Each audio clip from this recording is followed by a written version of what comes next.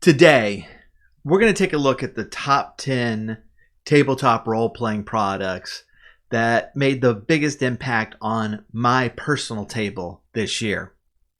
Up next.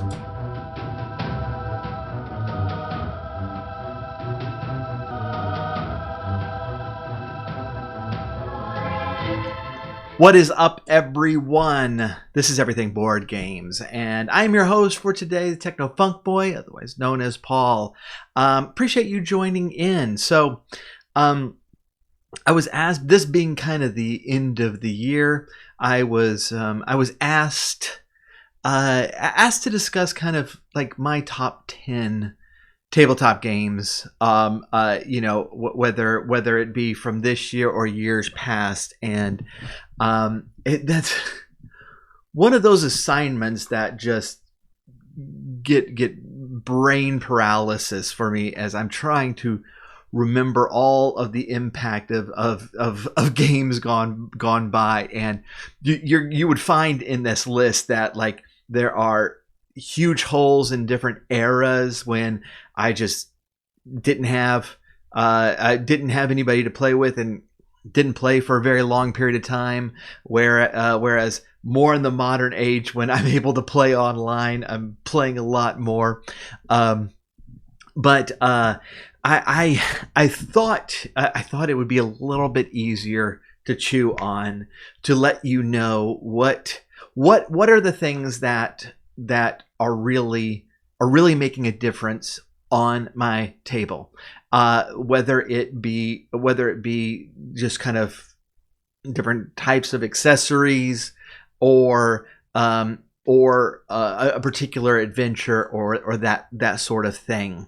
Now I have most of these things physically, but I am in the middle of moving, and so we're going to show off what I have physically, and then use images for the rest. But these are absolutely in no particular order. Though we are going to start with the official D&D stuff, and despite the fact that I'm not a fan of where Wizards has been taking D&D in recently, there's a lot that Wizards has produced that I just have absolutely loved. One of them is the 5th edition classic, Curse of Strahd. Now, I actually only just got this book, and the reason I only just got it in the last month is because I was a player in this game. This has kind of been the biggest project probably that I was involved in, was Dice and Dreary podcast, where for a long time I played Crethan Damathir heading through Barovia, and also did the music for the podcast, and something I'm enormously proud of, and I would encourage you to check out if you like actual play podcasts. But we have finished recording, and the finale of this campaign is going to be aired in April. And so I finally was able to actually get this and look at all the stuff that I missed, or the DM changed and that sort of thing. And I do consider this a classic for good cause. It's definitely something that's flawed, honestly, as most D&D stuff is, but the characters, the adventures are very memorable. The villain is one of the best, and I just, I really do absolutely love this adventure. We're going to head over to one that I've tried to start a couple of times actually playing it, and the adventure itself is not the reason I like this so much, and it's made such a big difference on the way I DM and the way I play, is Ghost of Saltmarsh. Now, like I said, I've been trying. I started this a couple of different times, and just the group always kind of falters. But some of the adventures in here are just absolute gold. But the real thing that I love about this is all the stuff at the end, which is really kind of delves into into different ships, into seafaring adventures, how different, different things that can come across, how they would affect travel, different islands, and dangers that they can that your party can encounter, random ship tables, mysterious island tables. All of this is mysterious island tables. The appendix in here is something that I've made really good use of and really, really like. As far as official Wizards D&D, that's going to be it for us right now. Although there are a couple of things that I do want to bring up.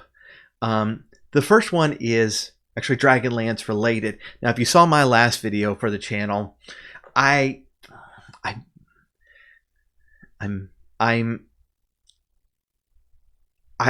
moving forward with the new Dragonlance. I'm still tentatively excited about the new Dragonlance, but there's a lot of stuff I don't like about it, and a lot of stuff that that Wizards just I just don't think they understood the property at all as they're writing it. However, I've been running for a few years a campaign kind of going through the original modules, and have been translating it into 5th edition, but using the original adventures. And I found this a little bit late, the 3.5 edition Dragonlance books.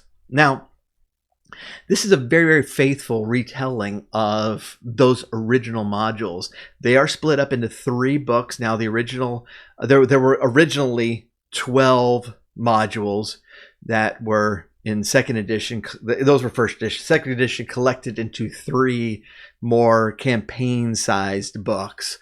But then in 3.5 edition, there was a bunch of really great Dragonlance material that came out, I believe, from Margaret Weiss's company directly. And these three adventures are very faithful retellings of those original modules.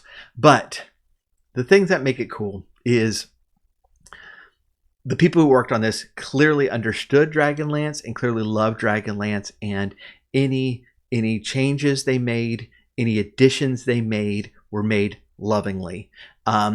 Furthermore, okay, those of you who play those old modules, you know, those things are remarkably hard to follow as a DM. You get used to it, but they are remarkably hard to follow. And these 3.5 editions really kind of explain things better, format things more attractively. And so if you are running the original modules and are just looking for kind of additional material that flesh things out, give you a little bit of a different angle on the same situation, I've just gotten tons of traction with the 3.5 modules. This is one I actually got to review this maybe in the end of last year, but have continued to play with it this year. John Harmson's Dawn of the Necromancer. This has been absolutely one of my favorite things that I've gotten to review and have continued to use. My party continues through the adventure, and we've been having an absolute blast with it. The real great thing about this book is the encounters. All of the monsters, the villains, that sort of thing, are very, very creative, very, very well memorable.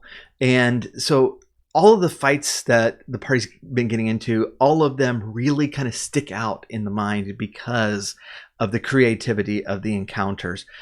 The world is super cool, and we've just been having a blast with that adventure. And so I think we're shy of halfway through, and so it's going to be a little bit. This is one of those once a month games, but having tons of fun with it. Might as well get to the last one I actually have physically here in the midst of a move. This was the surprise of the year. After the Rain by Kyle Ott. This I can't tell you how. First of all, how different what I was expecting was from what I played. This was a review for this year that I just absolutely loved and continue to play it. It's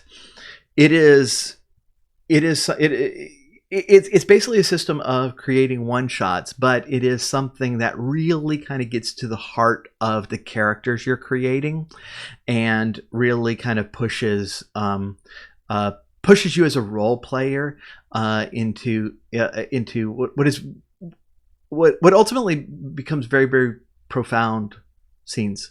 And pretty much every game of this I've played has turned out to be special in one way or another.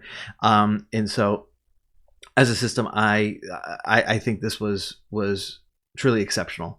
And we'll definitely continue to play this.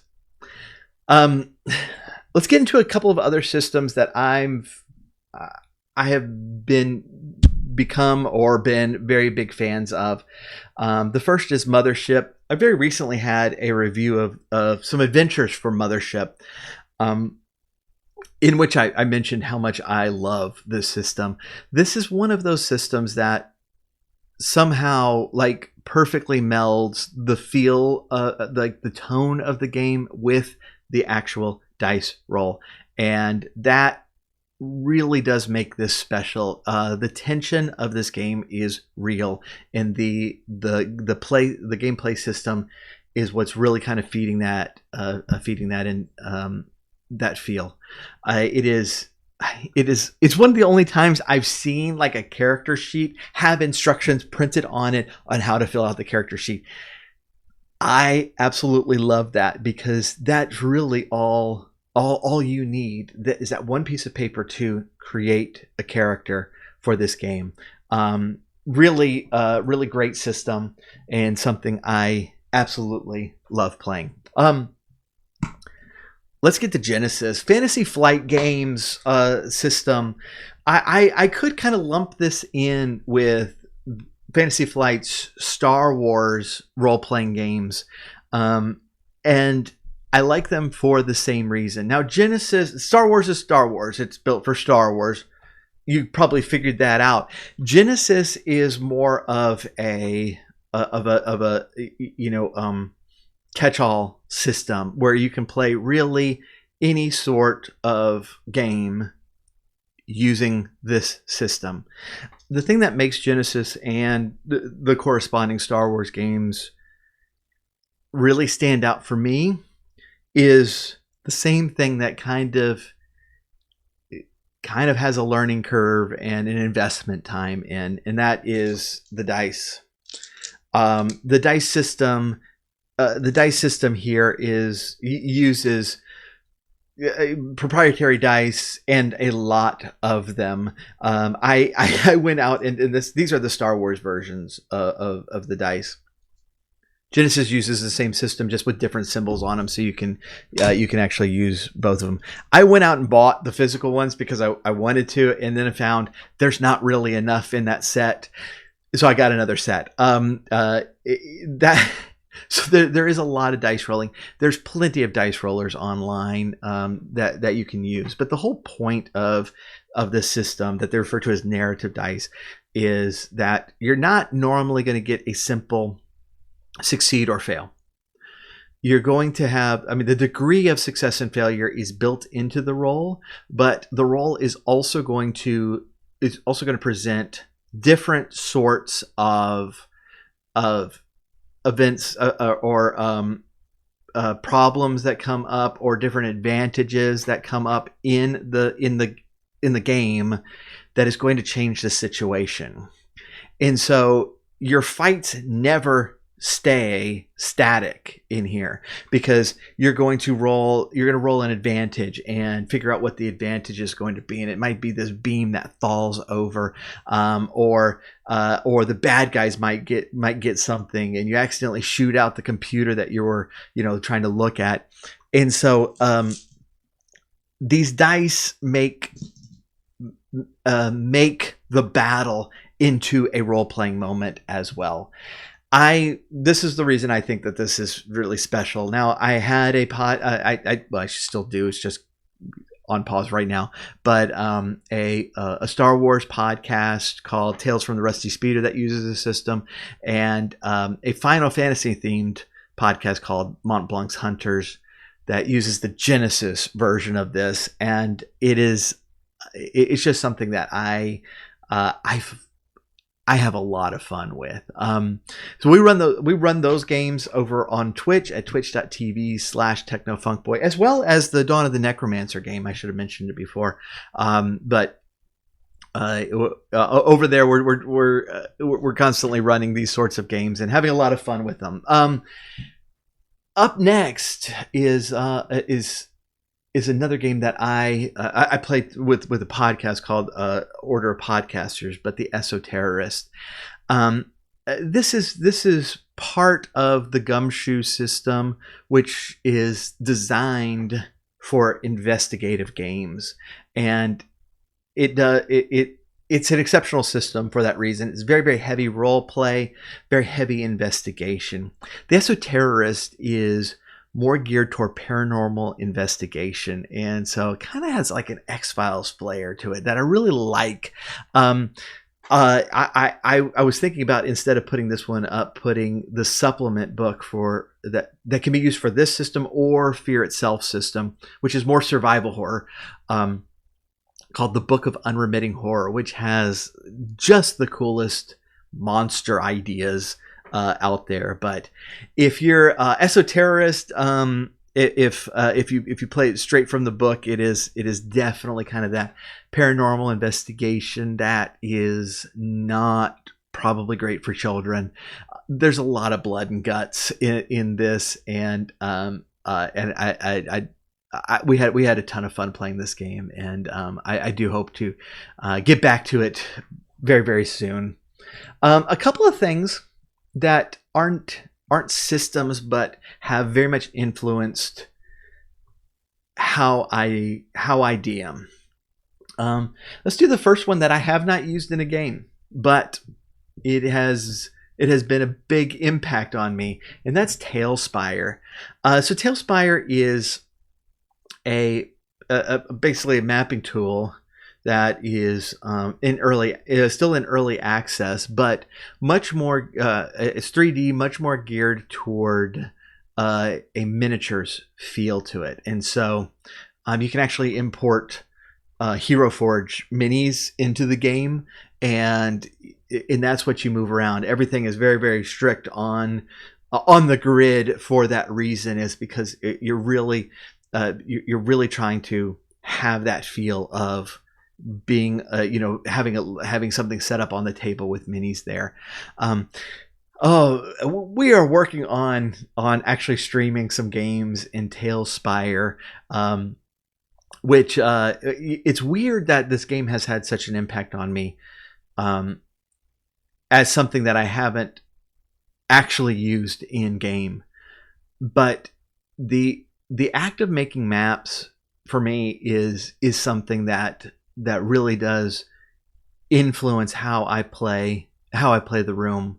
And Tailspire, I've really, in the last several months, just dove headfirst into this, and starting to work on larger projects and stuff for the future, and just being able to really fiddle with a room and figure out how big it is and what's in there and what it looks like, and what it looks like when you walk through the door, has had a big influence on how I approach things at the table.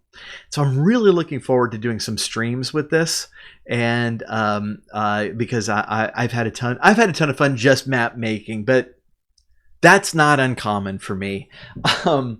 The last thing I was going to bring up is something that's been really invaluable to me as a DM, and that's Sly Flourish's Return of the Lazy Dungeon Master. This book is in its entire approach to prepping and running a game, and doing so without making it a second job. Especially for those of us who don't have all the time in the world, who have a full-time career and kids and that sort of thing. Learning this approach has just been a game changer for me, because you are really able to make, prep larger things, more characters, more ideas with less time investment by focusing on the things that are going to be the most important for your character. As I said, this book has changed the way I approach dungeon mastering, and I have been he has a Mike O'Shea, who wrote this, has a whole format on Notion that you can use, and it has the format built in, and so I'm doing a lot of my prep there, and just filling in categories that he suggests from here. That's been just an incredibly useful thing for me in being a dungeon master. So that will do it. These are the things that really heavily influence the way I run my table and how I run my games for this year. So some of them have had a big influence on me for several years now, like the Lazy Dungeon Master book. And some of them are newcomers that I think are probably going to hang around for a while, but absolutely had a blast this year in role-playing games, and hope to continue that long into the future. So if you haven't subscribed, you know what to do. Hit the button, hit the bell, hit the thumbs up. That really does help us out. Make sure that you're stopping by everythingboardgames.com. That way you can see the latest reviews of games that are coming out. Obviously with board games, also with tabletop role-playing games. And looking forward to seeing you next time. Take care.